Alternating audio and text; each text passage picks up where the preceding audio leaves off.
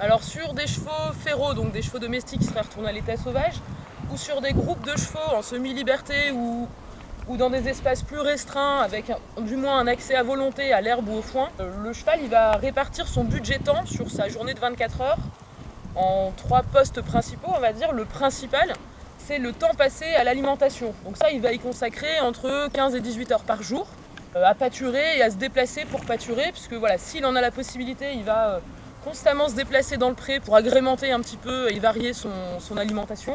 Donc ça, c'est vraiment l'occupation principale du cheval. Après, il va passer entre 20 et 30% de son temps à dormir, somnoler, se reposer. On dit environ 10% couché. Donc évidemment pour nous sur des chevaux qui sont au pré toute l'année, ils vont avoir tendance à être bien plus couchés l'été ou là en ce moment comme il fait beau, soleil, etc. que l'hiver si les terrains sont humides. D'une manière générale, le cheval il peut pas rester couché très très longtemps parce que le sang circule moins bien dans la partie qui est contre le sol. Donc ce qui est intéressant pour nous cavaliers à savoir, c'est qu'un cheval qui est couché depuis très longtemps, depuis plus d'une heure, et surtout qui est couché à l'écart, parce que les chevaux ils vont se coucher, c'est quand même un peu un signe de confiance finalement, qu'ils se sentent bien pour accepter de se coucher. Donc en général ils vont se coucher, il y en a toujours un qui va rester debout en surveillance. Donc si on a un cheval qui est couché tout seul à l'écart ou qui est couché depuis très longtemps, ça doit vraiment nous alerter. Il y a quelque chose de très suspect il va pas faire comme nous une nuit de 8 heures d'affilée.